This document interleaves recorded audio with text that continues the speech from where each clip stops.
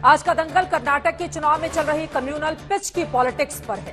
कर्नाटक में कांग्रेस ने बजरंग दल पर प्रतिबंध लगाने का चुनावी वादा कर दिया। इसके बाद से बीजेपी ने इसे बड़ा मुद्दा बना दिया है। आज बेल्लारी में भी प्रधानमंत्री नरेंद्र मोदी ने कहा कि बीजेपी कर्नाटक को नंबर 1 बनाना चाहती है और कांग्रेस सिर्फ बैन लगाना चाहती है। हालांकि कांग्रेस नेताओं की ओर से भी अब डैमेज कंट्रोल की कवायद शुरू हो चुकी है, कोशिश की जा रही है। मल्लिकार्जुन खड़गे अब जय बजरंग बली कहते चल रहे हैं, तो वहीं कर्नाटक कांग्रेस के प्रदेश अध्यक्ष डीके शिवकुमार कर्नाटक में जगह जगह हनुमान मंदिर बनाने के वायदे करने में लगे हुए हैं। आज वीरप्पा मोइली ने भी कहा है कि मैनिफेस्टो की व्याख्या करने में गलती हो रही है, बैन की बात नहीं कही गई। इन सब के बीच असदुद्दीन ओवैसी बीजेपी कांग्रेस दोनों पर सवाल खड़े कर रहे हैं। पीएम मोदी ने जय बजरंग बली बोलकर बटन दबाने की अपील की थी। ओवैसी ने अपने समर्थकों से कहा कि आप जय हिंद कहकर ही वोट डालना। कर्नाटक में प्रचार के आखिरी 3 दिन बचे हुए हैं और अब बजरंग दल पर बैन का मुद्दा सबसे बड़ा मुद्दा बनता हुआ दिखाई दे रहा है। ऐसे में सबसे बड़ा सवाल यही है कि क्या कांग्रेस पार्टी ने अपने घोषणा पत्र में बजरंग दल जैसे संगठन पर बैन लगाने का वादा करके बड़ी चुनावी चूक कर दी है? क्या कर्नाटक में बीजेपी के खिलाफ मुद्दा उठाने में विपक्ष कमजोर पड़ गया है? क्या कर्नाटक में ध्रुवीकरण का फायदा बीजेपी कांग्रेस दोनों दलों में से किसको मिलेगा? ऐसे तमाम सवालों पर आज के दंगल में बड़ी चर्चा करेंगे, लेकिन उसके पहले हमारी ये रिपोर्ट बजरंग बली की अल्लाहु अकबर, बजरंग बली की अल्लाहु अकबर। जय बजरंग बली, तोड़ दे भ्रष्टाचार की नली। 4 दिन बचे हैं कर्नाटक चुनाव में और प्रचार की गर्मी सिर चढ़कर बोल रही है। कांग्रेस के मैनिफेस्टो से शुरू हुआ विवाद आते आते बजरंग बली के नाम नारे, भक्ति, धमकी से होते हुए चुनौती तक पहुंच चुकी है। बजरंग बली की कांग्रेस ने चुनावी घोषणा पत्र में बजरंग दल पर बैन लगाने की खाली पीली धमकी क्या दी। पीएम मोदी प्रचार के मंच से बजरंग बली का जय घोष करने लगे। मामला बिगड़ता देख कांग्रेस ने आंजनेय मंदिर से लेकर जगह जगह बजरंग बली मंदिर बनाने का वादा कर दिया। डीके शिवकुमार से वीरप्पा मोइली तक डैमेज कंट्रोल में जुट गए, तो चुनाव में हैदराबादी पतंग उड़ाते हुए ओवैसी भी मैदान में कूद पड़े। जब पोलिंग बूथ में बटन दबाओ ना, तब जय बजरंग बली बोल करके सजा दे देना इनको। आप बोलो ये कौन सा सेकुलरिज्म है? हम तो बोलेंगे जय बजरंग बली, तोड़ दे भ्रष्टाचार की नली। जब 10 तारीख को जाएंगे ना वोट डालने, तो आप क्या वोट कैसा बोल के वोट डालेंगे? नहीं, आप बोलेंगे जय हिंद। कोलार के प्रचार में ओवैसी अपने वोटर्स को जय हिंद वाला मंत्र तो बताते हैं, लेकिन चंद सेकंड बाद एजेंडे पर भी आ जाते हैं। जब तुम वोट देंगे तो वोट देने से अल्लाह बख्श को मंजलिस को वोट देने से पहले उस बच्ची को याद करो जिसके सर से हिजाब छीनने की कोशिश की गई। अब सुनिए कि कांग्रेस पार्टी बजरंग दल पर बैन के वादे से हो रहे खामियाजे का पॉलिटिकल प्रायश्चित कैसे कर रही है। My constituency, Gurmatkal old constituency MLA, I might have built more than 80 Hanuman temples. ये सॉफ्ट हिंदुत्व नहीं है तो क्या है? ये सॉफ्ट भी नहीं है, हार्ड हिंदुत्व है ये। और वो कांग्रेस के जो लोग जो उनकी गुलामी करने से थकते नहीं, अब बोलो, जवाब दो। हालांकि कांग्रेस लगातार कोशिश कर रही है कि मैनिफेस्टो में किए गए वादे से हुए नुकसान को कम किया जाए। कांग्रेस अध्यक्ष डीके शिवकुमार ने इसके लिए पूरे कर्नाटक में जगह जगह बजरंग बली मंदिर बनाने का ऐलान भी कर डाला है। गांधी खानदान और विशेष श्रीमती वाड्रा अमेठी लोकसभा चुनाव में जब पधारे थे, तब उन्होंने सड़क पर नमाज अता की थी। अब हम सब जानते हैं कि जो इस्लाम धर्म में मानते हैं वो मूर्ति पूजक नहीं हो सकते, मंदिरों का निर्माण नहीं करा सकते। तो पहले वो वाड्रा खानदान से, गांधी खानदान से अनुमति ले दें, फिर इस प्रकार की कोई ना कोई घोषणा करें, ये मेरा उनसे आग्रह है। लेकिन पुनः बड़ी विनम्रता से कहना चाहती हूँ, 10 मई को कर्नाटक वोट करने वाला है। मतदाताओं के लिए मुद्दा विकास, रोजगार, स्वास्थ्य, शिक्षा, किसान हो सकता है, लेकिन राजनीतिक दलों को तो वोट मजहब, मंदिर में ही नजर आ रहे हैं। लिहाजा कम्युनल फ्रंट पर चल रहे प्रचार में कोई किसी से पीछे नहीं रहना चाहता। बीजेपी ने जगह जगह हनुमान चालीसा का आयोजन किया था। अब कांग्रेस के नेता हनुमान मंदिरों में पूजा पाठ करते नजर आने लगे हैं। वीरप्पा मोइली कहने लगे कि मैनिफेस्टो ठीक से समझे नहीं। Not that, we are enacting the law. Like we said, there is a word like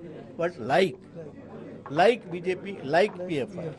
क्या कांग्रेस पार्टी को लगता है कि जो लोग और जो संगठन हिंदू धर्म में आस्था रखते हैं उनकी तुलना आतंकियों से होनी चाहिए? बजरंग दल पर किसी को हिम्मत नहीं है कि वो बैंड कर दे। बजरंग दल पर अगर करना होगा तो सारे मस्जिदों को बंद करना होगा। ये भी सनातनी आंदोलन चलेगा। फिलहाल इन चुनावी बयानबाजियों के आगे खबर ये भी है कि कर्नाटक में पीएम मोदी के रोड शो को लेकर कांग्रेस ने मुद्दा बनाया और 2 दिनों में 40 किलोमीटर से अधिक लंबे रोड शो से मरीजों, विद्यार्थियों को होने वाली परेशानी का मुद्दा उठाया। इसके बाद बीजेपी ने पीएम मोदी के रोड शो वाले कार्यक्रम में बदलाव का ऐलान किया है। बेंगलुरु से शिल्पा नायर और सगैर राज के साथ आज तक ब्यूरो।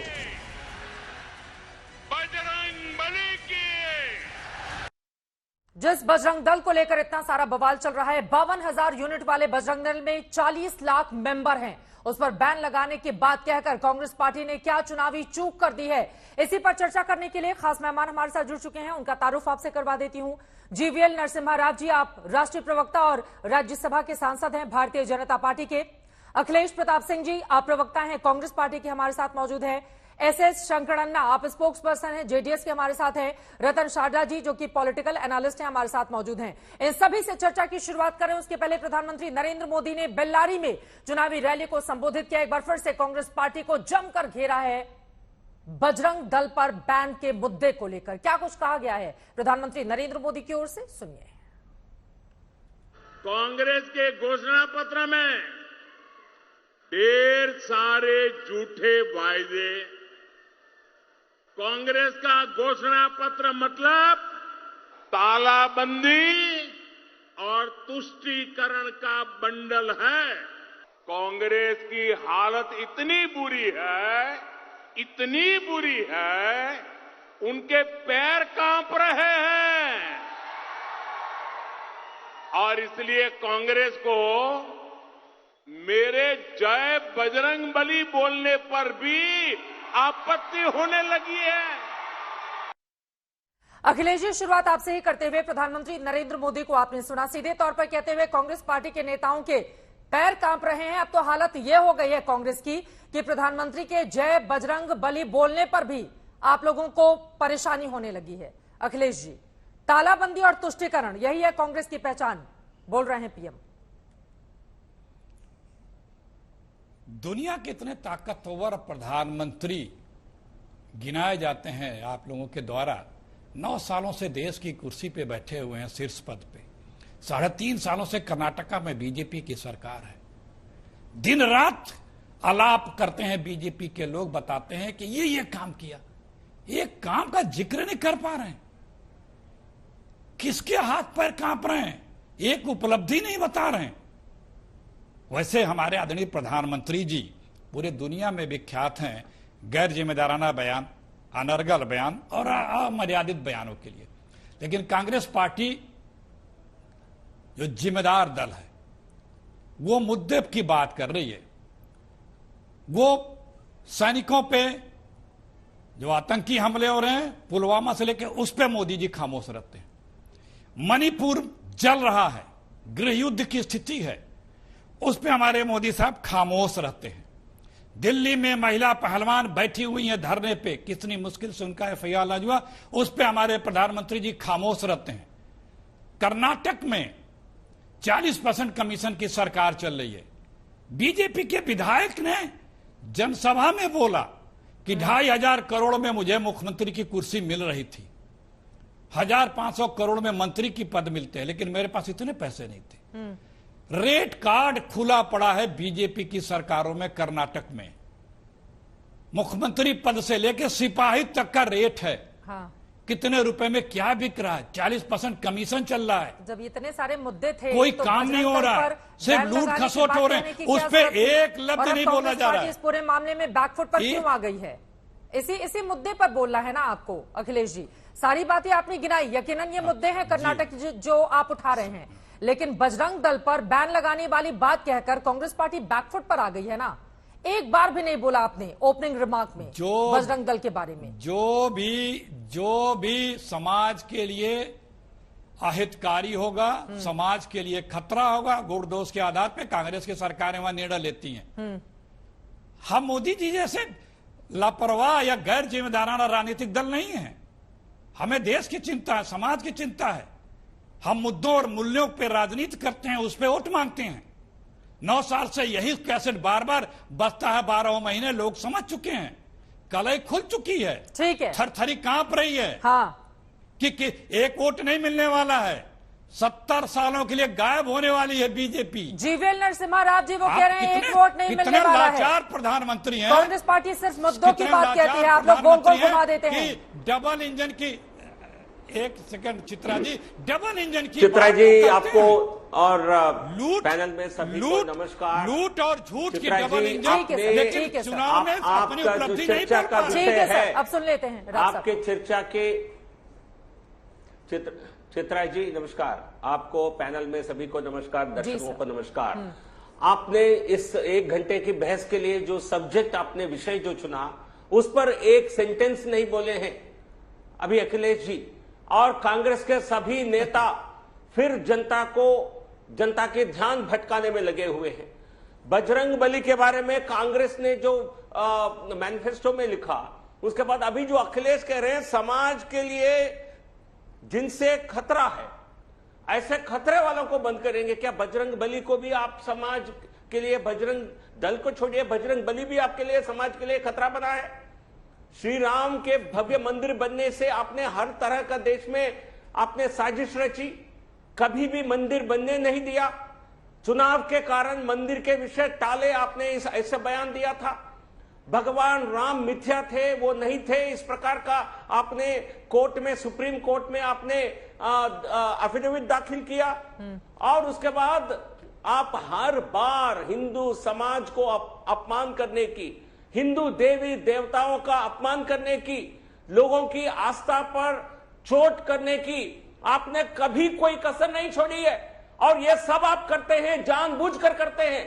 ये कोई गलती नहीं है चित्रा जी, ये उनका मुस्लिम तुष्टीकरण करने के लिए, एक तरफा मुस्लिम वोट को अपनी तरफ करने के लिए इनको लगता है हम हिंदू देवी देवताओं को हम इस प्रकार अपमानित करेंगे, हमें सारा मुस्लिम वोट अपने पास खींच के आ जाएगा। सर, ये कब तक हिंदू मुस्लिम वोट करती रहेगी बीजेपी? यही आपकी सोच। जीवीएल नरसिम्हा राव साहब, आपकी सरकार है कर्नाटक में, क्यों नहीं कामकाज गिनाते हैं आप लोग वहां के, कि क्या काम बीजेपी की सरकार ने किया है जिसके मद्देनजर वहां की जनता वोट करे आपको? आपको भी बजरंग बली का मुद्दा मिल गया है बैठे बिठाए। हम तो रोज यही काम करते थे। नहीं, कोई देखिए चित्रा जी, आप ऐसे हल्के में मत कहिए, मेरा आपसे आग्रह है। बजरंग बली जी के बारे, बजरंग बली के बारे में, देवी देवताओं के बारे में कोई राजनीतिक दल अपने माइनॉरिटी वोट बैंक को पोलराइज करने के लिए इस्तेमाल करती है, क्या ये हमारे अधिकार नहीं है उसको, उस ऐसे सोच को नकारने का? क्या ये हमारे दायित्व नहीं है? केवल इस चुनाव के लिए नहीं, अब हिंदू टेरर, सैफरन टेरर, ये पूरा कांग्रेस का, उनके सोच और उनके जो चेहरे का एक तरह से नकाब उतर गया है। तो ये चेहरे को लोगों के सामने उजागर करना हमारा दायित्व है। टिप्पू सुल्तान, उनके लिए उससे कोई महान व्यक्ति नहीं है। कर्नाटक के जितने महापुरुष थे उनकी कोई याद नहीं आती है। देखो टिप्पू सुल्तान, टिप्पू सुल्तान, टिप्पू सुल्तान, उनके गुणगान गाते हैं। जो टिप्पू सुल्तान हजारों हिंदुओं का कत्ल किया था, तो उनको पूछते हैं क्योंकि इनको लगता है इसमें वोट बैंक बढ़ सकती है। तो ये सोच को नकारना, हमारे काम तो ऑलरेडी देश के, प्रदेश की जनता, कर्नाटक की जनता देख चुकी है। ठीक है। और उसी आधार पर हम बड़े बहुमत से जीतने वाले हैं। अखिलेश जी, आप जवाब दे दीजिए। उसके बाद मेरे पास लिस्ट भी है, बजरंग दल पर किस किस तरह के आरोप लगते रहे हैं, ये बहुत जल्द वो पूरी लिस्ट लेकर इस वक्त मैं बैठी हुई हूं। लेकिन यकीनन अखिलेश प्रताप सिंह जी, इस मुद्दे ने आप लोगों को बैकफुट पर क्या लाकर, यही कारण है कि वीरप्पा मोइली पूर्व कानून मंत्री बोल रहे हैं कि लोगों ने समझा ही नहीं, बैन की तो कोई बात है ही नहीं। दूसरी तरफ अब हनुमान मंदिर बनाए जाएंगे इसका वादा कर रही है आपकी कांग्रेस के अध्यक्ष मल्लिकार्जुन खड़गे, बता रहे हैं मेरे इलाके में देख लीजिए 80 से ज्यादा हनुमान मंदिर हमने बनाए हैं।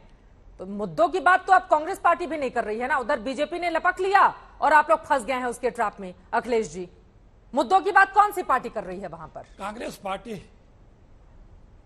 पार्टी सिर्फ मुद्दों की बात करे, चाहे प्रियंका जी हो, चाहे राहुल जी हो, चाहे खड़गे साहब हो, चाहे सिद्धारमैया जी हो। हम सिर्फ कर्नाटक की बात कर रहे हैं, देश की बात कर रहे हैं।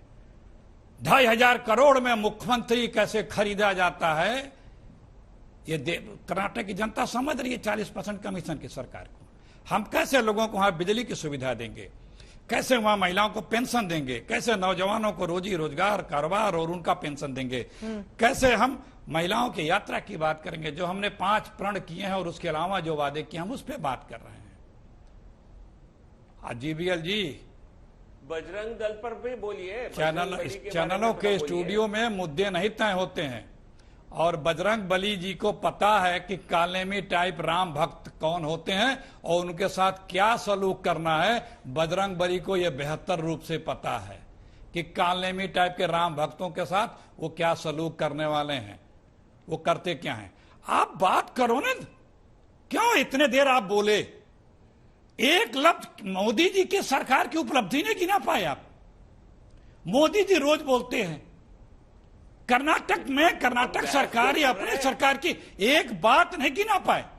महिलाओं को 1,300 रुपए में सिलेंडर मिल रहा है, महंगाई पे चर्चा नहीं कर पा रहे हैं, रोजगार कारोबार की बात नहीं कर पा रहे हैं, डीजल पेट्रोल की बात नहीं कर पा रहे हैं, स्मार्ट सिटी की बात नहीं कर पा रहे हैं। जो इलेक्ट्रॉनिक हब था हिंदुस्तान दुनिया का बनता जा रहा था, उस पर किस तरह से ब्रेक लगता हुआ जा रहा है, उसकी बात नहीं कर पा रहे हैं। क्यों? क्योंकि आपको पता है कि आपने कुछ किया ही नहीं।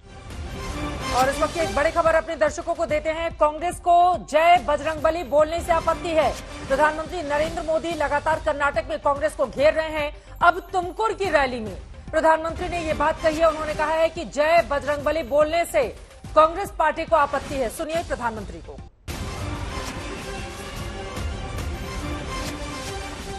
आप सभी मेरे साथ बोलिए, भारत माता की, भारत माता की।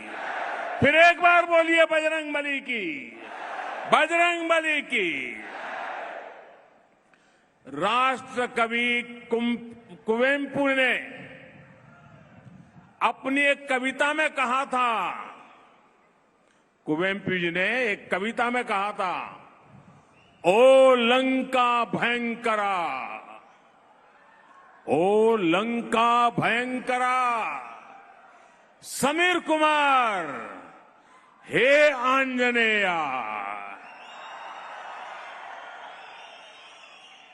जिस धरती पर राष्ट्र कवि कुवेंपु जी ने ये पंक्तियां लिखी है, वहां अब कांग्रेस को जय बजरंगबली बोलने पर भी आपत्ति होने लगी है।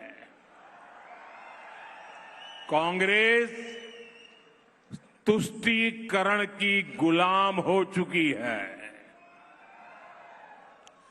कांग्रेस अपनी वोट बैंक पॉलिटिक्स की गुलाम हो चुकी है।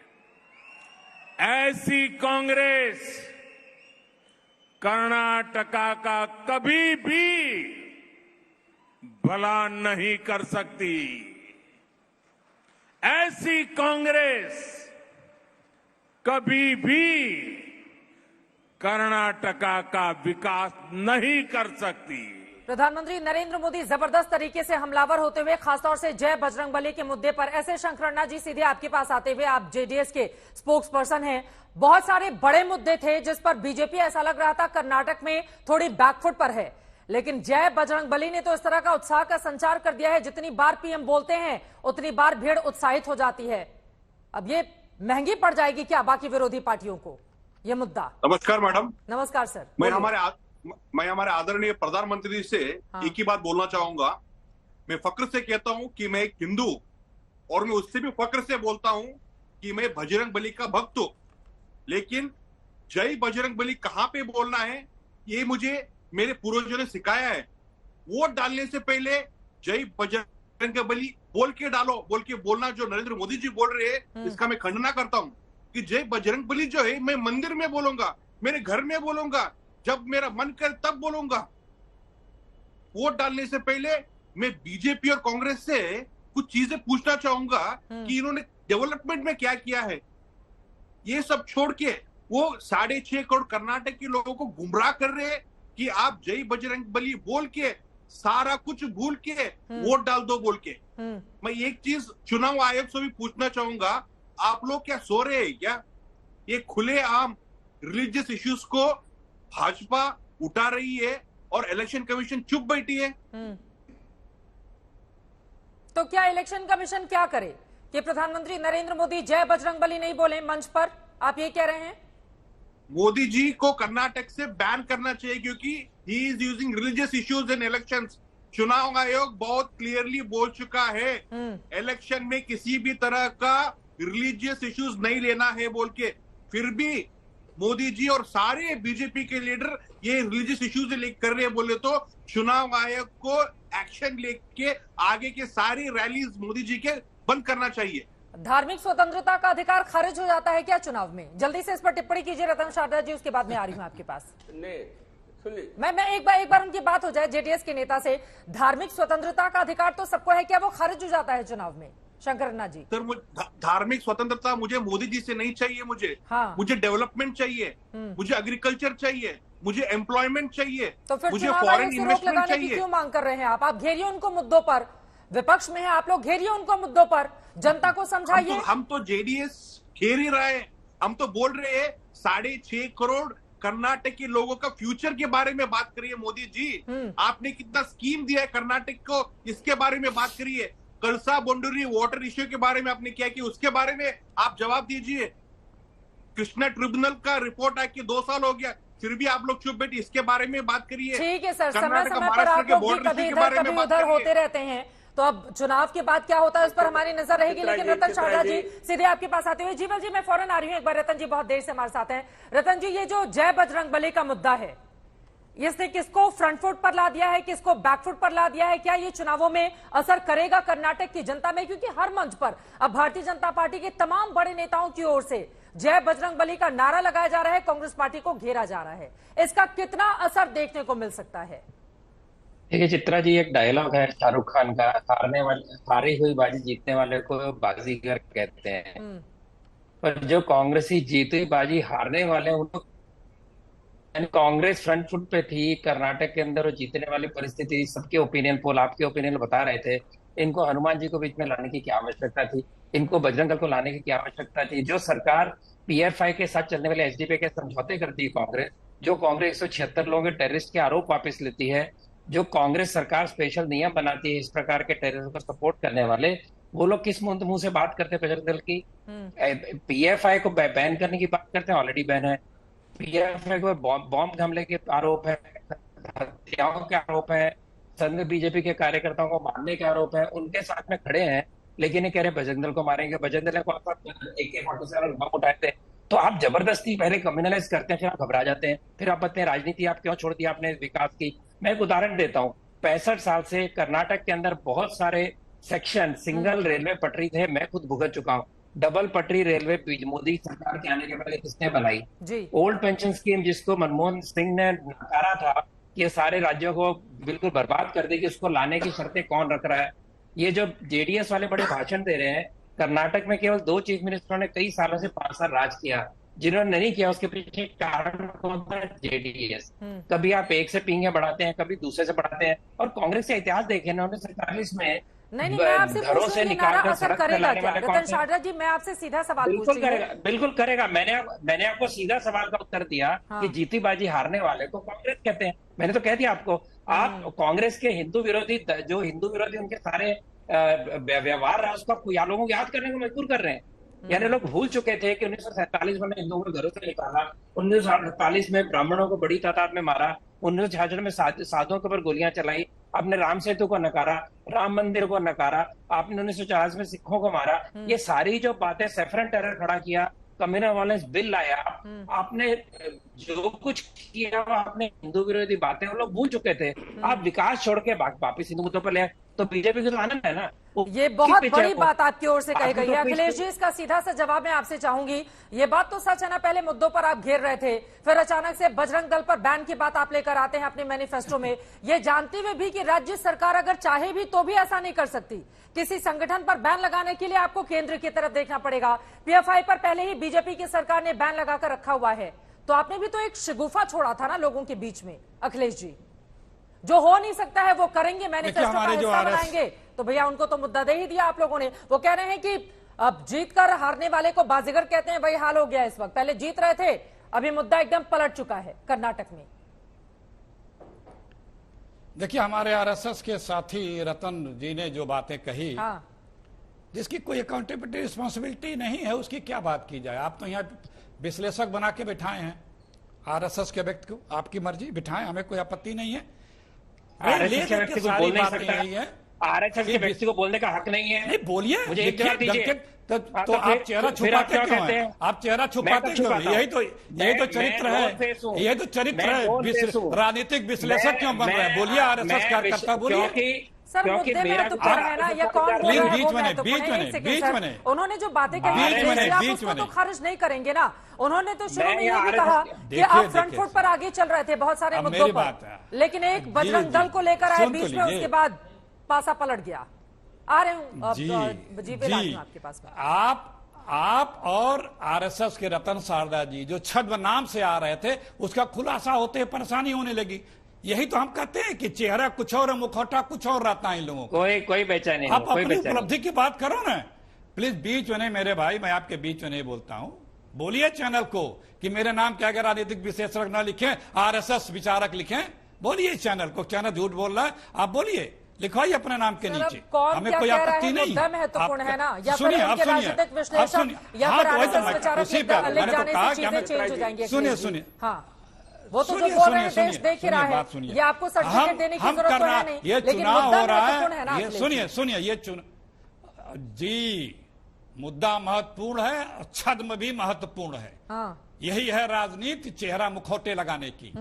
हम राजनीति कर रहे हैं, हम गुण दोष पे बात करते हैं, मूल्य और मुद्दों की बात करते हैं। हम अपना रिपोर्ट कार्ड रख रहे हैं, आगे फ्यूचर की योजनाएं बता रहे हैं। हाँ। जो सत्ता में है वो क्यों नहीं अपनी बात कर रहा है? क्योंकि उसे अरे अभी तो बजरंग दल पर बात हो रही है ना, बजरंग दल बजरंग बली की बात हो रही है। अखिलेश जी, आपको नहीं पता कि आपके नेताओं की ओर से एक के बाद एक किस तरह के बयान सामने आए हैं? आप उस पर बात करने को ही तैयार नहीं है। मैं आपसे पूछ रही हूँ, तमाम मुद्दों पर आप घेर रहे थे, अभी बजरंग दल पर बातचीत करने आप बोलिए कि बैन लगाएंगे।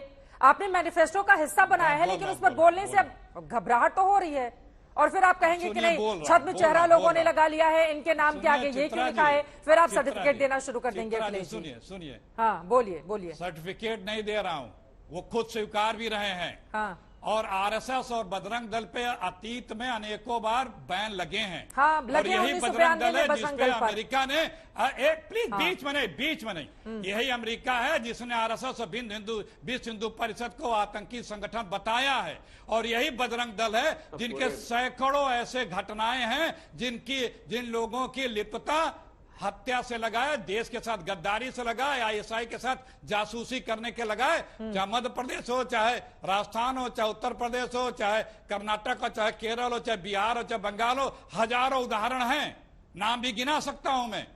तो ऐसा नहीं है, हम पक्षपात नहीं करते। जो भी समाज के लिए, राष्ट्र के लिए खतरा होगा उस पर बात करेंगे। आज मेघालय में बीजेपी की सरकार है, ये डबल इंजन है ना, वहां पे गृह युद्ध की स्थिति है। हमारे आदरणीय प्रधानमंत्री जी क्यों खामोश हैं? गृह मंत्री जी क्यों खामोश हैं? मणिपुर में हो रही है स्थिति खराब, क्यों नहीं कुछ कंट्रोल कर पा रहे हैं? क्यों नहीं अरे मणिपुर में क्यों नहीं कुछ कर पा रहे हैं? वहां की बात क्यों नहीं कर रहे हैं? महिलाएं बैठी हुई हैं धरने पे, पहलवान, उस पर क्या ना है? यही बेटी बचाओ, उस पर नहीं, महंगाई पे क्यों नहीं बात कर रहे? सर, हम मुद्दे पर आ जाते हैं ना, बार बार भटक कर। अखिलेश जी, आपने तीसरी बार आपका ये मुद्दा महत्वपूर्ण है। हमने खिलाड़ियों के मुद्दे पर कल ही इसी चैनल पर डिबेट किया था, और उस डिबेट में हम बिल्कुल कर्नाटक और मणिपुर नहीं गए थे। जिस टॉपिक पर बैठे हुए हैं उसी टॉपिक पर रहते हैं ना जीवे साहब, लेकिन उनकी बातों पर, उनके आरोपों पर आप जवाब दे दीजिए। वो कह रहे हैं कि दरअसल मेन मुद्दे से भटकने की आप लोगों की आदत है, और श्री राम का नाम लेकर, हनुमान जी का नाम लेकर आप लोगों को भटकाने की, ध्रुवीकरण की सियासत करने की कोशिश में लगे रहते हैं। लेकिन इस बार कर्नाटक में कामयाबी नहीं मिलेगी, वो बता रहे हैं। नहीं चित्रा जी 15 मिनट बोले या 20 मिनट बोले अखिलेश जी, एक बार भी बजरंग बली का या बजरंग का भी नाम नहीं लिया उन्होंने, बजरंग दल का नाम नहीं लिया है। अरे मैंने लिया, क्या डर गए हैं? क्या अपने भूल का एहसास हुआ है? सुना दूं क्या फिर जाकर के देखिए कर्नाटक चित्रा जी, मैंने बीच में किसी के बीच में मैंने नहीं बोला, प्लीज उनको बोलिए थोड़ा ठीक है। कर्नाटक देखिए चित्रा जी, कर्नाटक जैसा अयोध्या भगवान राम के लिए जन्मभूमि है, जैसा मथुरा कृष्ण की जन्मभूमि है, वैसा कर्नाटक हनुमान की जन्मभूमि है। अंजनाद्री हिल जो कोप्पल जिले में है, उसी को भगवान हनुमान जी की जन्मभूमि माना जाता है। आप ऐसे प्रदेश में जाकर आप बजरंग बली का अपमान करते हैं और इस प्रोग्राम के दरमियान आप एक बार भी अपने बयान के लिए क्षमा नहीं मांगते हैं, खेद प्रकट नहीं करते हैं। हाँ। यदि आपको इतना डर है, आपको पता चल गया आपका बड़ा भूल हुआ है, तो माफी मांगिए। क्या राहुल गांधी अंजनाद्री में जाकर के कान रगड़कर क्या भगवान से माफी मांगेंगे? बजरंग बली से माफी मांगेंगे? इसके बजाय आप हम पर आपत्ति जता रहे। आप जब अपमान करेंगे भगवान का, आप उनका हिंदू धर्म का अपमान करेंगे, आप ध्रुवीकरण की राजनीति आप करते हैं, उस पर आपत्ति जताना क्या हमारा अधिकार नहीं है? और दूसरे हमारे जेडीएस के भाई कहते हैं ये केवल बजरंग दल की बैन नहीं है, प्रधानमंत्री जी का भी बैन होना चाहिए। क्या भाई सभी को बैन करके केवल आप ही जीतना चाहते हो क्योंकि आपको वोट कोई नहीं कर रहा है? आपके जनता दल और कांग्रेस को दोनों को कान खोलकर सुनिए भाई, हमारी जीत पहले भी हो रही थी, इसके पहले और इसके बाद भी हमारी जीत हो रही है। ऐसा नहीं है कि आपने कोई भूल किया उसके कारण हम जीत रहे हैं। हाँ। क्योंकि हमने डबल इंजन सरकार के कारण कर्नाटक में हमने जितना विकास करके दिखाया पिछले 3-4 साल में, देखिए बजरंग दल पर जो आरोप लगे हैं, उसी के बदौलत हम जीतेंगे। उन आरोपों को तो खारिज नहीं किया जा सकता ना। मैं चाहूंगी कि जरा फुल फ्रेम में दिखाइए किस किस तरह के बजरंग दल पर आरोप लगे हैं, और यहाँ पर बजरंग बली को आप लेकर आए हैं, लेकिन बात बजरंग दल की भी है। क्या हम फुल फ्रेम में दिखा सकते हैं बजरंग दल पर जिस तरह के आरोप लगे हुए हैं? मैं बता भी देती हूँ। 2008 सितंबर में बीजेपी की सत्ता में आने के बाद तटीय कर्नाटक के चर्च में सिलसिलेवार जो हमले हुए थे, जस्टिस बीके सोमशेखर कमीशन ने हमलों में बजरंग दल जैसे समूह का हाथ पाया था। 2013 में 19 मार्च 13 में उडुपी जिले के मुडुबेले में क्रिश्चियन प्रेयर हाउस पर हमला किया गया था, 7 लोग घायल हुए थे। बजरंग दल ने धर्मांतरण का आरोप लगाया था। एक एक करके हम आपको दिखा रहे हैं। गढ़क जिले में मुस्लिम युवक की हत्या हुई थी 2021 में, बेलूर में ईसाई प्रार्थना सभा में हत्या। बजरंग दल पर जिस तरह के आरोप हैं, क्या इसको नकारा जा सकता है? जीवीएल नरसिम्हा राव जी, मंगलुरु में मुस्लिम युवक पर हमला 2021 की ये बात है। 2018 में बेल्लारी में गो तस्कर की हत्या का आरोप लगा। तो इस तरह के आरोपों के घेरे में है बजरंग दल। जीवीएल नरसिम्हा राव जी, और बजरंग दल को कानून हाथ में लेने की इजाजत, मारपीट की इजाजत, कहीं पर भी हमला करके जलाने की इजाजत नहीं दी जा सकती है। और ये तो सिर्फ कर्नाटक के आंकड़े हैं। ऐसा इजाजत नहीं है, बट लेकिन जो बजरंग दल और हिंदू संगठन के कई संगठनों पर जो आरोप लगे हैं, ये एक तरह से राजनीतिक से प्रेरित है। कांग्रेस सरकारों ने जानबूझ करके ऐसे आरोप लगाकर तुष्टीकरण की राजनीति की है। यदि ये सच है तो आपने एक्शन क्यों नहीं लिया? क्या आपकी सरकार नहीं थी यहाँ? क्या कुमार स्वामी मुख्यमंत्री नहीं थे? क्या कांग्रेस पार्टी सत्ता में गठबंधन की सरकार में नहीं थी? नहीं, कंफ्यूजन नहीं रखते हैं। 2008 में पहली बार बीजेपी का कमल खिला था, उसे कर्नाटक में आपकी सरकार थी जब आरोप लगे। 2022 में किसकी सरकार थी, वो भी आंकड़े हम दिखा रहे हैं। नहीं तो बाद में ये सरकार सो गई थी क्या? हाँ नहीं, बस बिल्कुल ये बेबुनियाद आरोप थे, इसलिए जब कांग्रेस ने सत्ता में आई तब भी ये कुछ नहीं कर सके। यदि कोई आरोप था तो सिद्ध करके उनके ऊपर एक्शन ले सकते थे, लेकिन बजरंग दल केवल नहीं, बिल्कुल साबित नहीं हुए। ये झूठे आरोप थे और राजनीति तब भी किया है सिद्धरामैया सरकार ने। क्या किया आपको पता है? जितने भी अंडर ट्रायल्स हैं, जो माइनॉरिटी धर्म के जो लोग हैं, केवल उन्हीं का केसेस हटाया जाएगा, बाकी सब सजे रहेंगे जेलों में। क्या ऐसा हो सकता है? एक लोकतांत्रिक देश में ऐसा हो सकता है? बजरंग दल, देखिए बजरंग बली निशाना है और बजरंग दल केवल इनका बहाना है। बजरंग दल बहाना है, बजरंग बली निशाना है। अखिलेश प्रताप सिंह जी, बजरंग बली निशाना मैं आती हूँ। देखिए, आप लोगों ने ये जो चुनावी शिगुफा छोड़ दिया, आप लोगों के हाथ में ताकत तो रहेगी भी, जिसकी भी सरकार बने वो किसी भी संगठन पर कोई राज्य सरकार बैन नहीं लगा सकते। अखिलेश जी, अब जब लेकर आएंगे बिल्कुल इतर अलग से एक मुद्दा तो उस पर घिरेंगे ही, और वही अभी हाल है आपका। अखिलेश जी, चित्रा जी, पहले बीजेपी के लोगों को पूरे सनातन धर्मियों से माफी मांगनी चाहिए। कोई व्यक्ति किसी भगवान के नाम पर कोई संस्था चलाए और वो अपराध करे, गुनाह करे, हत्याएं करे, तो उस पर अगर कानूनी कार्रवाई करने की बात की जाए तो वो उस देवता की बात कैसे जोड़ते हैं? ये अपने आप को इस तरह से भगवान को बीच में घसीटते हैं। छत्तीसगढ़, राजस्थान, हमारे प्रधानमंत्री जी ने स्वयं एक उनके बीच में बोलने दीजिए प्लीज चित्रा जी। सरकार के हाथ में ताकत अरे यार, आप तो जो है, एक सेकंड मैं बस समझना चाह रही हूँ, आप कैसे बैन लगाते? आप कैसे बैन लगाते? अरे मैं सेंटेंस तो पूरा होने दीजिए। ठीक है, प्रधानमंत्री मोदी जी ने स्वयं इनडायरेक्टली बजरंग दल के करतूतों पे बयान दे चुके हैं, भाषण दे चुके हैं खुद। कहिए तो अभी सुना भी दूं, बताने की आवश्यकता नहीं है। और ये कह रहे हैं मैंने बजरंग बली का नाम नहीं लिया, आपको फिर याद ही नहीं होगा। मैंने कहा कि बजरंग बली कालनेमी टाइप के राम भक्तों को पहचानते हैं और उस कालनेमी टाइप के राम भक्तों के साथ क्या व्यवहार करना है वो जानते भी हैं। अगर कालनेमी आपको पता होगा तो समझ जाएंगे आप कालनेमी कौन था, राम हनुमान जी के साथ क्या किया। राजस्थान, छत्तीसगढ़ में बजरंग दल पर क्यों नहीं बैन लगाते हैं? चुनाव हो रहा है, बजरंग दल इतना बुरा है, में चुनाव हो रहा वो है, देश विरोधी, राज्य विरोधी गतिविधियों में लिप्त है, तो क्या कर रही है आपकी राज्य सरकारें वहां पर? अभी एग्जाम्पल सेट कर दीजिए यहाँ बैन करके। अभी आपने गिनाया, कुछ मैंने गिनाया तो 2 दिन लग जाएंगे गिनाने में। अभी आपने कल परसों आपके भी चैनल पे दिखा था किस प्रकार से बजरंग दल के लोग मध्य प्रदेश में कांग्रेस के कार्यालय में जाकर के प्यार उमड़ा रहे थे, किस तरह से अपना भाईचारा दिखा रहे थे। देखा होगा ना, कांग्रेस के कार्यालय में स्नेह बांट रहे थे अंदर। तो ये देखिए, एक्शन ले लेना चाहिए था ना अखिलेश जी। कर्नाटक की जनता की बात क्यों नहीं कर रहे बीजेपी? 3.5 सालों में कैसे दल को लेकर आए आप, कह रहे हैं कि कर्नाटक की दिया? जनता की बात क्यों नहीं करते? कैसे बीजेपी 40? मुद्दा तो आप लेकर आए ना अखिलेश जी। चित्रा जी आप रटा करेंगे मुद्दा हम लेके आए। हमारा मुद्दा है कर्नाटक का 40% कमीशन, 2,500 करोड़ में मुख्यमंत्री की बोली, 1,000 करोड़ में मंत्री की बोली, वहां पे सारे पद, चाहे प्रमुख सचिव गृह हो, चाहे कमिश्नर हो, चाहे डीएम हो, चाहे एसपी हो, चाहे सिपाही हो, चाहे कानूनगो हो, चाहे लेखपाल हो, उस सब की जो रेट लिस्ट है। हमारा मुद्दा है गरीबी, हमारा मुद्दा महंगाई, हमारा मुद्दा बेरोजगारी, हमारा मुद्दा सैनिकों के साथ जो कश्मीर में हो रहा है, जो हमारा पुलवामा की घटना, उस पर मोदी जी खामोश क्यों है? इतने बड़े बड़े आरोप लग रहे हैं, खामोश है, उस पर जवाब नहीं चलेगी, उस पर नहीं बताएंगे। जिम्मेदारी है आपकी तो जवाबदेही भी आपकी, वो नहीं बताएंगे।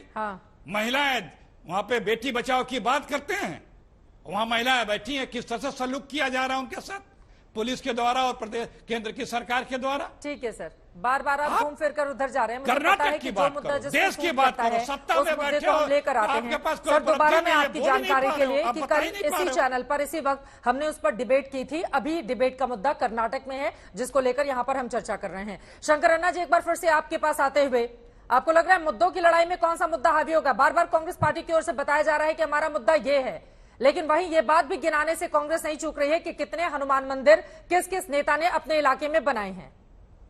मैडम जी, कांग्रेस तो एक ऐसी चीज है जो हिंदू को भी बेवकूफ बना रही, मुसलमान को बेवकूफ बना रही, क्योंकि पीएफआई को बैन करती बोल रही है Congress, but PFI already ban है। और बजरंग दल को, जो आज तक कोई भी आतंकवादी हमले में शामिल नहीं था, उसको बैन करेगी बोल के हिंदुओं को बोल रही है। लेकिन बैन करने का पावर तो सेंट्रल गवर्नमेंट के पास है, बिल्कुल। तो अमित शाह जी बैठे हैं, तो क्या अमित शाह जी बैन करने को देंगे? एक चीज जो उन्होंने बोला है वो ऑलरेडी बैन हो चुका है, और एक चीज जो बोल रहे हैं कि बैन करेंगे वो होने वाली चीज नहीं है। तो आप किसको बेवकूफ बना रहे हैं? मैं कांग्रेस से पूछना चाहूंगा। बोलिए अखिलेश जी। वो कह रहे हैं लोगों को बेवकूफ बनाने का काम कर रही है कांग्रेस। तो क्यों परेशान हो रहे हैं? तो फिर यहां बैठ करके मोदी जी या चित्रा जी क्यों परेशान हो रही हैं? क्या बात कर रहे हैं? फिर आराम से घर बैठिए। जेडीएस से नहीं, फिर कर्नाटक की बात करिए ना आप। हम लोगों ने सिर्फ एक व्यक्ति की, एक संस्था की बात नहीं करते हैं। जो भी समाज के लिए, राष्ट्र के लिए, व्यक्ति विशेष के लिए अहितकारी है। ठीक है, बस एक सवाल का जवाब, चूंकि आखिरी 2 मिनट बाकी हैं। अखिलेश जी, जो पीएफआई पहले से बैन है उस पर कौन से फॉर्मूले से दोबारा बैन लगाएगी कांग्रेस पार्टी? मैंने कहा ना कि जो भी इस तरह के गैर सामाजिक गतिविधियों में लिप्त पाया जाएगा, गुण दोष के आधार पे कांग्रेस पार्टी वहां उन पे कार्रवाई करती रही है, करेगी। और देश भी होता रहा, चाहे वो कोई दल हो, इसी उत्तर प्रदेश से पीएफआई के लिए 3 साल पहले ही रिपोर्ट भेजी गई थी कि बैन लगा दी जाए। ये रिश्ता क्या कहलाता था बीजेपी और पीएफआई का, जो 2019 में यहाँ के डीजीपी ने रिपोर्ट भेजी थी, 4 साल बाद बैन लगाया गया, 3.5 साल बाद। ये रिश्ता क्या कहलाता है? ये मुद्दा है कर्नाटक का भ्रष्टाचार, 40% कमीशन, डबल इंजन, मतलब झूठ बोलो लूट करो। ये 2 इंजन है, एक झूठ बोलता है, लूट करता है। रतन टाटा जी सीधे आपके पास आते हुए अब अखिलेश जी के लिए जवाब देना काफी मुश्किल हो रहा है। इस बात को समझा जा सकता है कि जो पीएफआई पहले से बैन है, उस पीएफआई को बैन करने का वादा करने की जरूरत आखिर मैनिफेस्टो में क्यों आन पड़ी? और बजरंग दल के मुद्दे पर जिस तरह से चारों तरफ से घिरी हुई क्या कांग्रेस नजर आ रही है? रतन टाटा जी, लेकिन बार बार सरकार से ये सवाल पूछा जाएगा ना, मौजूदा जो वहां की सरकार है, क्या आप अपने कामकाज गिनाइए लोगों के बीच में? अब जय बजरंग बली का नारा लगा लेने से लोगों को क्या हासिल होगा? हनुमान चालीसा जिसको करना है वो करता ही है। ऐसा तो है नहीं कि कोई सरकार बोलेगी तब हनुमान चालीसा की शुरुआत की जाएगी। देखिए, बातचीत तो डेवलपमेंट की चल रही थी, विकास के मुद्दों की चल रही थी, हाईवे की चल रही थी, रेलवे की चल रही थी, नए जो काम उनके चल रही थी, उनको बजरंग दल पे कौन लेकर आया? कांग्रेस लेकर आई। एसडीपीआई से वोट की भीख मांगने कौन गए? कांग्रेस वाले गए। तो जो पीएफआई के अंदर से निकले एसडीपीआई उससे वोट मांगते हैं, आज किस मुंह से बात कर रहे हैं? और आप बात कर रही थी बजरंग दल के कार्यकर्ताओं की, मैं आपको नाम बताता हूँ, शायद भूल गया सर। प्रशांत पुजारी, प्रवीण नेटारू, शरद, राजू, ये सारे कर्नाटक के अंदर पीएफआई और उनके दोस्तों द्वारा मारे गए संघ और बीजेपी के बजरंग दल के वर्कर हैं। इसके अलावा आपको मैं 150 की लिस्ट दे सकता हूँ। तो कोई थोड़ी बहुत जो कहीं मारा मारी उसको पकड़ के आप हत्याओं के साथ जोड़ेंगे, बम कांड के साथ जोड़ेंगे? कांग्रेस से पूछिए कि मदानी को केरल के अंदर बेल दिलाने के लिए यूनानिमस रेजोल्यूशन पास हुआ, कांग्रेस।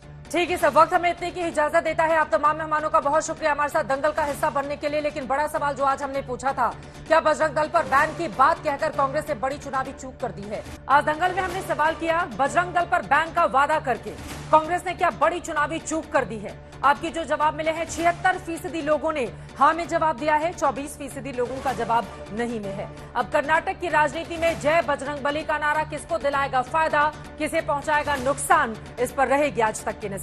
इसी के साथ दंगल में अभी के लिए बस इतना ही। देश और दुनिया की तमाम खबरों के लिए आप देखते रहिए आज तक।